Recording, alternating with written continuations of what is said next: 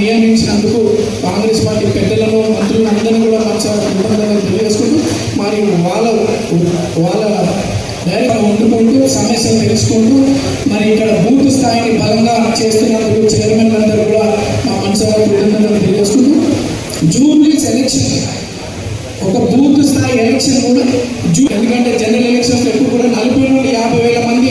వారి నేటివ్ ప్లేసెస్కి వెళ్ళిపోవడం వల్ల ఇక్కడ పోలింగ్ పర్సంటేజ్ తక్కువ అవుతుంది. అటువంటి సమస్య కాకుండా ఈసారి పోలింగ్ పర్సంటేజ్ పెరగాలంటే తీసుకొని కార్యకర్తలు సీరియస్గా పనిచేయాలని చెప్పి కోరుకుంటూ మన కార్యకర్తలు గ్రౌండ్ లెవెల్లో పనిచేస్తేనే పార్టీ బలంగా ఉంటుంది. రేపు రాబోయే ఎలక్షన్లో మనం మంచి మెజార్టీతో గెలుస్తామని చెప్పి సందర్భంగా తెలియజేసుకుంటూ సమస్యల పైన అయితే పెద్దలు ఇమీడియట్ రెస్పాండ్ అయ్యి పరిష్కరిస్తున్నారు. ఇందాక చెప్పినట్టు రేషన్ కార్డ్స్ నుంచి పరిష్కరిస్తామని తెలియజేస్తూ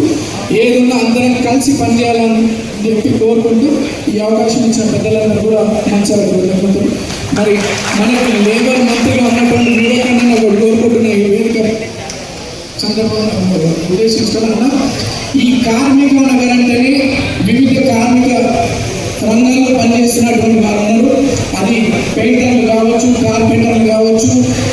మార్బుల్ పని చేసే వాళ్ళు కావచ్చు, సీలింగ్ పని చేసే వాళ్ళు కావచ్చు, అనేక మందికి ఈ ప్రాంతంలో మంత్రి గారు ఒక ప్రత్యేక దృష్టి దీని మీద సారించి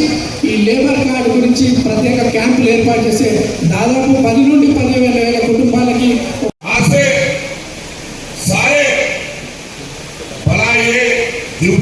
चलेगा ये बात आपकी तो आज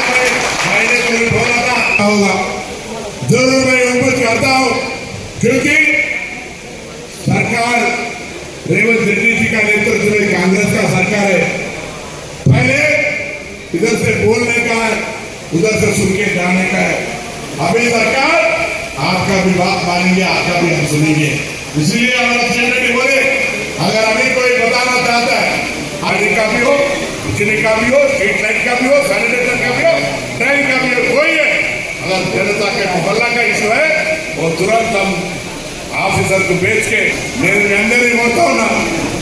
इवाళ మీ బాధ్యత సికింద్రాబాద్ కంటోన్మెంట్ చనిపోతే కూడా ఎటువంటి సానుభూతి సంబంధం లేకుండా